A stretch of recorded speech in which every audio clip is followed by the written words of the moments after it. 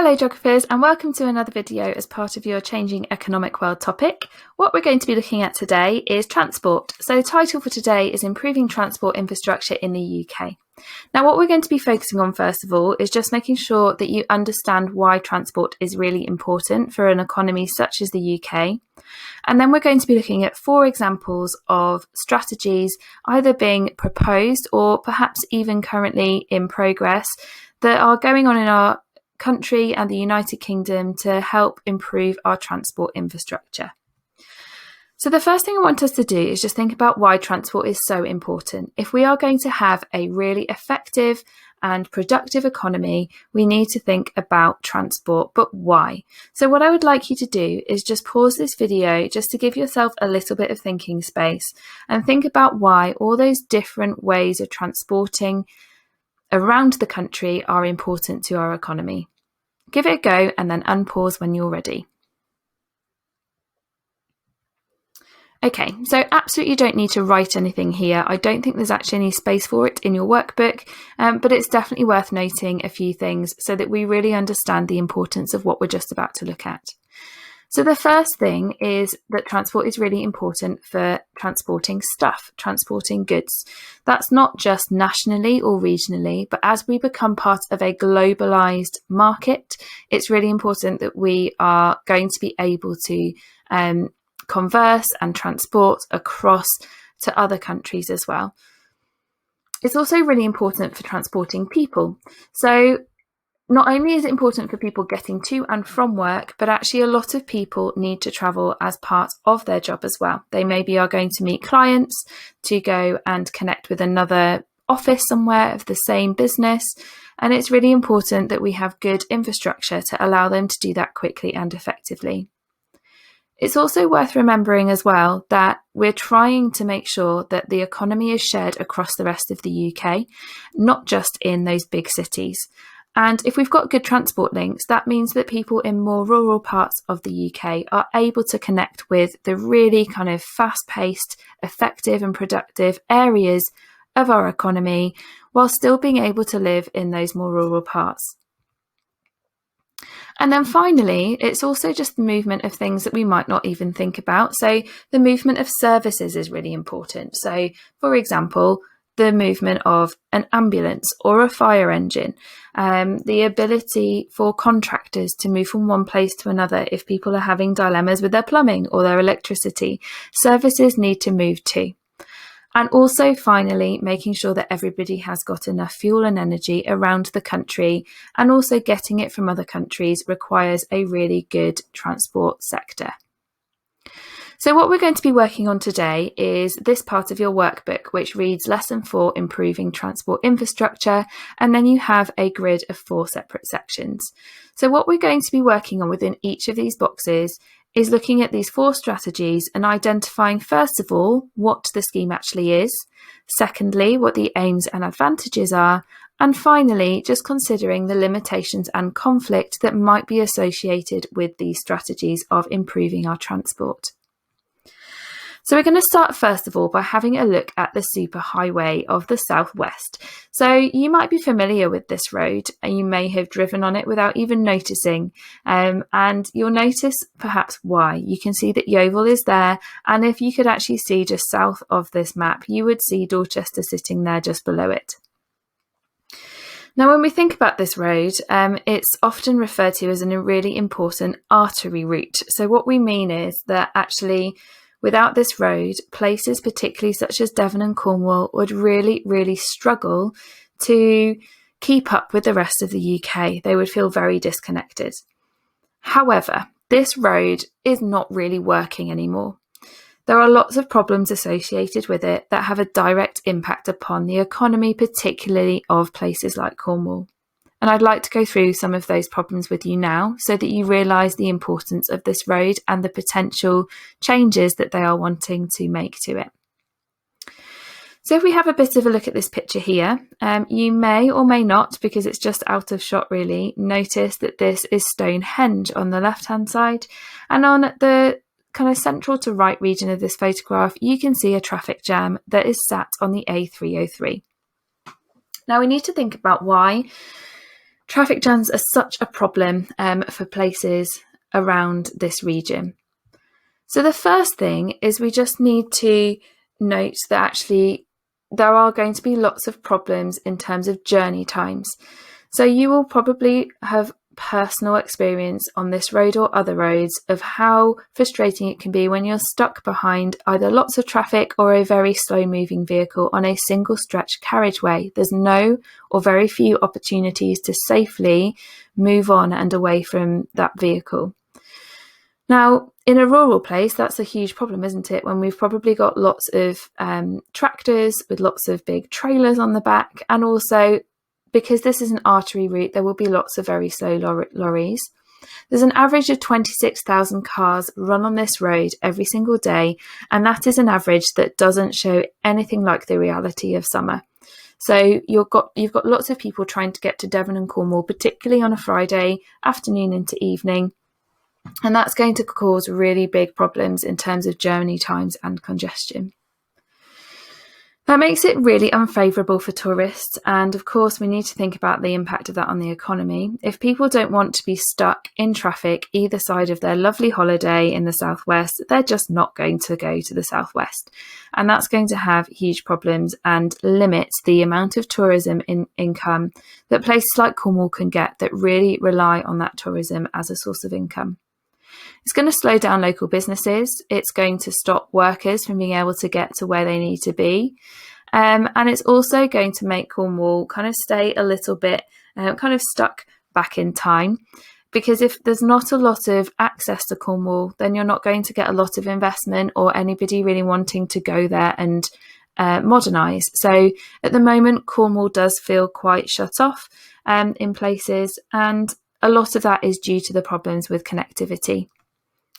And the final thing is actually just thinking about Stonehenge, because it is a very important source of income for tourism. And as you can see here, these people are right next to a very noisy and unsightly road. It's not the experience that a lot of people think they're going to get when they go to a World Heritage Site such as Stonehenge. What I would like you to do is just have a little bit of a watch actually that focuses on the section of the A303 that is close to Stonehenge, and I'd like you to just think about what's going on in the background. A lot of this information they're going to give you is actually linked to society, so social and environmental reasons for this road being built, but there are economic reasons in the background as well. And as geographers, I'm sure you're going to be very able to link those social and environmental things to the economy. So you now need to just pause this video and find video link 1 in the description box below. Have a watch of this and then come back to this video, unpause it when you are ready to move on and start thinking further about this road improvement. Okay, so hopefully you've had a little bit of a watch of that, and I'm going to resist talking through the findings of the video just yet because I would like you to now do another activity for me first. So what I'd like you to do now is have a read of the progress report that is a small article that is in your booklet, and with the information you got from the video as well as what you're just about to read here, I'd like you to now start, if you haven't already, noting down things according to those 3 things I recommended you do earlier. So you should be able to give at least a sentence or 2 on what the scheme is, what's good about it, and then another couple of sentences perhaps on the limitations and conflict. Have a go, pause this video now, and then start the video again when you're ready to run through this together.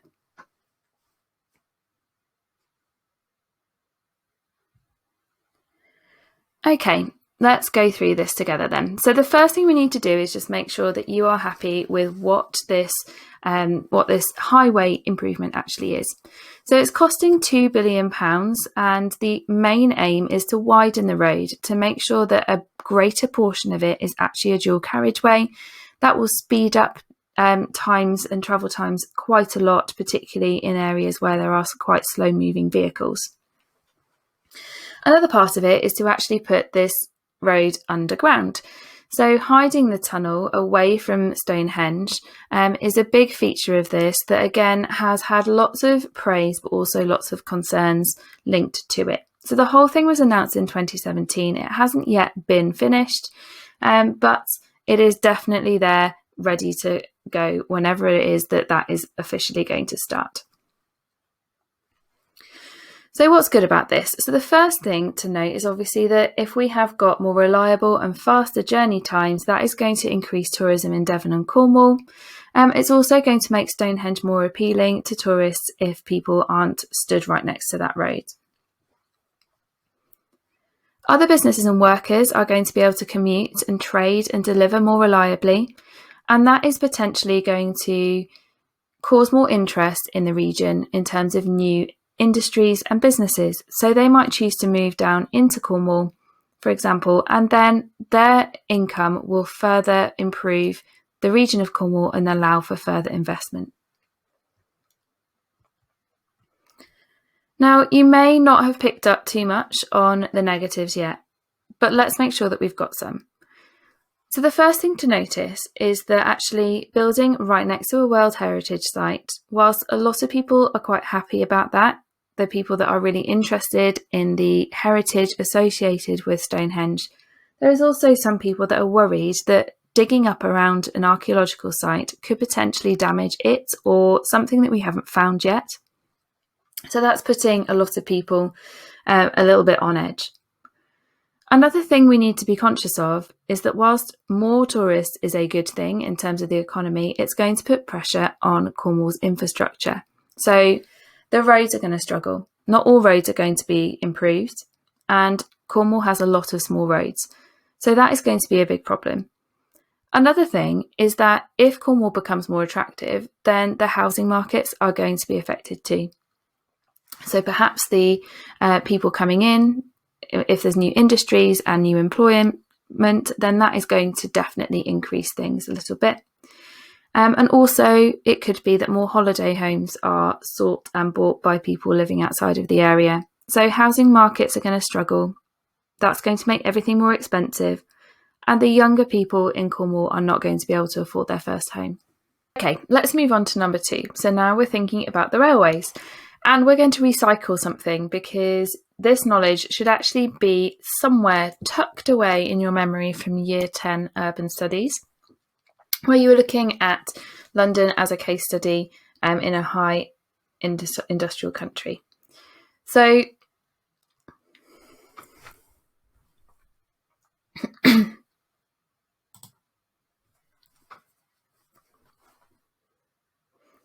okay, so let's move on to number 2. So now we're focusing on the railways, and we're going to reuse some information that should already be tucked away from your urban studies when we looked at London, and that is looking at the Crossrail.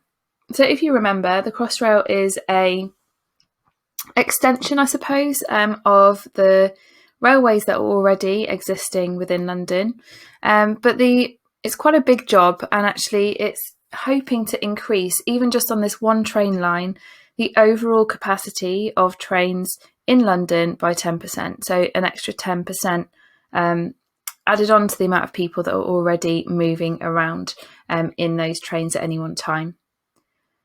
In addition to that, it's 100 kilometres long, and it includes places like Reading, which is a commuter city.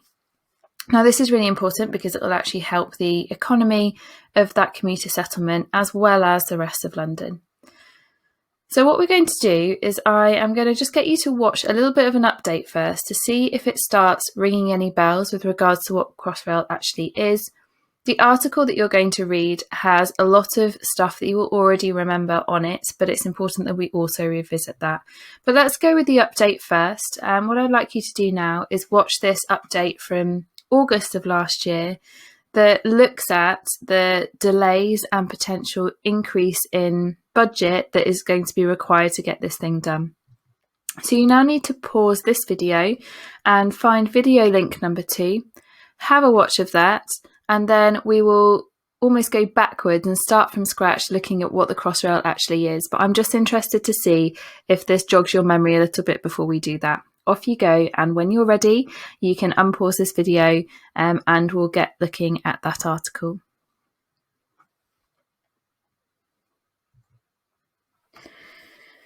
Okay, so the next thing we need to do is you need to find that article that is in your booklet that has London Crossrail as a title, and you're going to focus on those three things again: the what, the good and the bad, and you're going to pause the video. So make sure that you've got a good set of notes here so that when I go through this with you in a few moments time, or as soon as you unpause, that you've got something that you can just be adding to based on the things that I'm going to display in a second. Okay, so let's run through this. So what is Crossrail? So Crossrail is a 100-kilometre train line, increasing rail capacity by 10%. Now, thinking about the economy, what that hopes to achieve is that we have 1.5 million more workers within central London. So that means that a lot more people can get to the part of London where most of the money is earned. It also means that you're connecting more boroughs together, and that means that their businesses will be able to trade more easily and more effectively. I may have mentioned some of this already, but let's go through the aims and the advantages. So there's a great push to regenerate parts of London that are quite run down and make them better. And if they are more connected, then you are going to get more people interested in them because they can, say, work in the City of London in the middle. And then at the end of the day, they can hop on the Crossrail and be home relatively quickly, even if that place was originally looking quite far away before Crossrail existed. So regeneration and investing in those parts of London is a big driving factor. Another thing is that because you are opening up London and allowing businesses to integrate more successfully, we could potentially have an estimated 42 billion extra pounds added into the economy of the UK. And another thing to remember is that, unfortunately, in London, economies aren't the same. There are some areas that are incredibly deprived, and there are other areas where there is incredible levels of affluence on the other end of the scale. So if you connect places together, you start to break down those walls of difference and people become more connected, they start mixing, and it does mean that everybody has access to the same things. So potentially what this is also going to do is spread the wealth a little bit around London, particularly into the eastern side, so that those people and those businesses have a better chance at surviving and thriving. Now, there are lots of limitations, and I feel this is quite a big paragraph, but maybe that is just because of what we've just watched with regards to the delays and the over-budgeting. So the first thing to note is that it's not yet working, and that is partly due to the COVID pandemic, but we can't blame everything upon that. There have been other things that have slowed the process down, and we now think that there are predicted over-budget estimates that are going to make this thing cost at least £3 billion more than initially thought. Now, you might say that that's small fish when you're looking at a £42 billion improvement to the economy, but it is something that we can mention as a limitation, especially at the moment when we don't really have that much money to spend after things such as the furlough scheme. Another thing to notice as well is that even though this thing isn't running, a lot of businesses have deliberately moved close to the train line so that they will have the ability to use the Crossrail and hopefully therefore have a more successful business. And what they're finding they're doing is they're paying higher business rates now because of that, even though the train isn't actually running. So they're basically running at a loss, or at least not having as good a profit as they would have had if they had moved elsewhere. And that's actually putting a lot of people off. It's causing businesses to move away again. And unfortunately, I would imagine because of everything going on, that a lot of those businesses may not even exist anymore due to the struggles that we've had over the last few months in our economy. So there are definitely lots of negatives associated with it. Whether those negatives will still be there once this thing is up and running, who knows? But at the moment, there are lots of problems whilst we desperately await this Crossrail to be built. It's worth noting, though, that obviously it has been taken quite positively overall because Crossrail 2 has been planned. So whilst this one goes east to west, Crossrail 2 will go north to east. So again, the same concept and connecting way more Londoners together so that businesses can survive and thrive. Okay, so we're now going to look at our third mode of transport, which is on the water. So we're going to be looking at the port in Liverpool and the improvements that have been made to that port to make it future-proof. So I'd like you to just watch this third video clip. So you now need to pause, go to the description box and find video link 3, and then come back to me once you have watched that.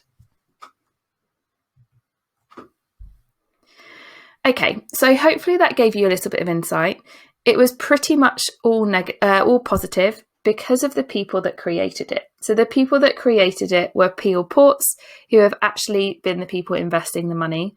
So I will perhaps need to help you with some of the negatives associated with this port, because at the moment you're probably thinking that all sounds really good. Before I do that though, I'd like you to just have a little bit of a look through your article. So you need the Liverpool 2 article now from your booklet, and you need to focus on the what, the good and the bad, making notes on those 3 things, pausing this video now, and then coming back to me once you've given that a go. Okay, so here we go. What is Liverpool 2? So Liverpool 2 is a huge investment in what is already the UK's largest transatlantic port. Transatlantic meaning across the Atlantic, an international port basically. So this was an investment by this company, Peel Ports, and the 2 things that they have really worked on are, first of all, widening the ports themselves. So the boats are only getting bigger because they're carrying more and they're travelling greater distances. So we needed to make sure that our ports were wider. This is the reason, by the way, that London doesn't have that dockland anymore, because the ships got too big and we basically couldn't have them coming directly into London anymore because they had to go up the Thames. So we started using places like Liverpool and Southampton. But again, this is happening and we need to make sure that we are future-proofing. So if we make those ports bigger and wider, then we can take those huge international boats in as they bring us things and also take our goods out to sell to the rest of the world. As well as making these things wider, we need to make sure that these the goods can come on and off the boats really quickly and simultaneously. So they have, through this process, created and installed 30 extra ship-to-shore cranes. So loads of those big cranes that are taking those big kind of cargo boxes off and on constantly to improve the times in terms of trading. So what's good about this? Like I said, future-proofing is really important, especially as we come out of the EU. It's really important that we are continuing to be a front runner in global trade with other countries. So making sure that those big boats can come into our small island nation is really important. As well, if we're transporting lots more by boat, then that is going to take the pressure from the roads and the railways. And estimates think that that will significantly also improve and reduce our CO2 emissions, shortening transport time and reducing costs as well. A lot of industries are very much about speed too. So if we can do things really quickly, then that is going to be even better for our economy. So with this, we think that actually up to 380 metres worth of cargo can be unloaded at exactly the same time. And that is going to obviously have huge benefits, because the quicker you can do something, the cheaper it becomes. Now, there weren't, as I said, many negatives associated with this port, because actually generally it has been quite successful and is working really well. But we just need to think about this in terms of the economy. So I'm going to help you out a little bit with a few ideas here. So the first thing is that if we have got loads and loads of stuff, loads of goods coming in from the rest of the world, then that is potentially going to be extra competition for our smaller British businesses. And if we have more and more of that coming in, it's going to get harder and harder for our British businesses to compete. And obviously those are the businesses that invest the most money back into our country. So that will potentially be a problem in the future. Another thing to note as well is, whilst it's really great that CO2 emissions are reduced, there will be other types of pollution associated with increased movement of massive boats through our waters. So the first thing is obviously water pollution, but there'll also be noise pollution, and both of those will have significant impacts upon the ecosystems around us. We need to make sure we can link that back to the economy in this topic. So whilst I hope you understand and appreciate that those environmental problems are problematic in themselves, they could potentially also cost us money, because if we are creating an environmental issue, quite often we have to pay money to clean it up. So that is going to be something to take note of as well. Okay, we're on to our final one now, and we're taking to the skies here. So we are going to be thinking about London's airports, and in particular, the proposals for Heathrow to get a brand new additional runway. So what I would like you to do now is have another little watch of a video for me. And this again has been created by the people that are the most invested in it. So it is very much a positive spin on what has actually been quite a conflict-based proposal. There's been a lot of people that are not happy with this. But have a watch, and as you watch, you will see lots of wonderful things that are going on linked to this proposal for a new runway. And of course, as always, you can be making notes in your grid as you're watching, which we will supplement with some article reading and also a discussion together. Have a watch of this now. You're going to need to find video 4 in the description box, and then you're going to come back to me once you're done. Okay, so let's now have a little bit of a look at this article. Like I said, that video is probably all positive, it definitely was all positive. So we need to focus on some of the potential implications as well. So we're doing the same, the what, the good and the bad. You are now going to pause this video for the final time today, and you are going to have a read of that article, adding in anything that you need into your grid, and then we're going to run through some of those ideas together.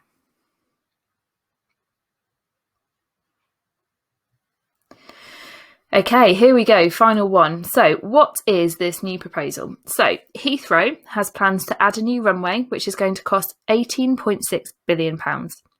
The runway scheme doesn't just include a strip of land for a plane to run along, but there's also going to be lots of other things going on around it as well. So there's going to be other big infrastructure improvements, such as putting the M5, so the motorway that runs around London, is actually going to go underground in the region around Heathrow. And also, as well as that, there's going to be other big infrastructure improvements around the airport. So the hotels are going to get better and there'll be more of them.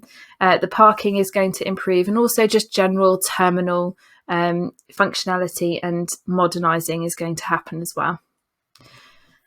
Now, there's lots of good things and reasons why a lot of people feel this needs to happen. The most important one is that London's airports are pretty much full. So they're working at 98% capacity. So what that means is that if we want to trade more, or if we want to just increase our movement of people, we are going to very shortly reach a ceiling on that, where we're not going to be able to do that any more than we currently are. We're only 2% away from that point now. I'm saying that assuming this is a non-COVID year. Obviously, at the moment, this is definitely not an accurate percentage. So what that means is that we could potentially cap our economy if we're not going to be, involved in that globalized world, because we physically can't get people in and out of our capital, and we can't get things in and out of our capital. So we need it. A lot of people think we need it to keep up with the rest of Europe and to keep up with the rest of the world. So if we have this new runway, what that means is we'll double the cargo capacity of the airport. And on top of that, if we can do more flying, we can reduce pressure on land-based transport, just as we were talking about in the Liverpool 2 example. On top of that, of course, the economy is very much linked to local jobs. And in terms of jobs in London, Heathrow already provides 76,000. They haven't given estimates on how many more additional jobs we will have if we get this new runway, but you can probably assume that it's going to be a good few thousand extra. Now, if you read around about the Heathrow runway, you'll identify that there are lots of people that are very, very against this. And a lot of the reasons why are environmentally listed. So Greenpeace, for example, very much don't like this. Anybody that is fighting for us reaching our climate change targets that we promised in France during the Paris Climate Summit in 2015 does not want this to go ahead. They don't want it because if we're flying more planes, then we're effectively never going to get anywhere close to reducing our carbon emissions, no matter what else we do. So there's lots of people that think that that is going to be a negative thing. And of course, because we are studying an economic topic, we need to be able to link that to the economy as well as it being important environmentally. And one thing you can maybe think about there, without understanding too much about it, because it's not entirely necessary at this point, is that actually carbon can and potentially will cost a lot more money. So if we are emitting carbon, we have to pay carbon tax. So obviously that is going to lead to greater costs in that way. A final thing linked to the economy that a lot of people are concerned about is that this is actually a hub airport. So it's an airport where people will usually just fly in and use London as a stopover before getting on another plane and going somewhere else. So there are some people that say that the investment will not actually really bring that much more to the UK economy because a lot of these people aren't really going to be engaging with our economy. They're literally going to be stopping over, maybe staying at a hotel. So the money will go into those industries, but then getting back on a plane and going somewhere else. So there's a lot of uncertainty about how much gain we will actually get from the movement of people, although others argue that the tourism and the people directly coming to London will far outweigh those that don't. So here we are at the end of our lesson today. So what we've hopefully done is just make sure that you understand why transport is so important to the UK economy. And then we've also looked at 4 strategies with regards to ways in which the UK is ploughing forward and improving our transport so that our economy continues to thrive. So we've looked at a road example, which was the Superhighway, the Liverpool to Port. We've looked at the Crossrail again in London, and we've also looked at the potential for the new runway at Heathrow. So what you should be able to do confidently now is talk about how each of these things would help our economy, but also be conscious of the potential limitations. This is the sort of stuff that the examiners love getting you to think about in a debate style or an opinion style question. Do you think these things are actually any good in helping an economy such as ours? So being able to give both sides of the story for at least a couple or a few of these is really, really important. So I hope that was helpful. Don't forget that your teachers are always waiting in the wings to support you. So if anything hasn't made sense today, then do just give them a direct email or Teams chat, and hopefully they will be able to get back to you to clear those things up. But thank you very much for watching this video today. I hope it was helpful, and I hope you have a great day. Thank you, everybody.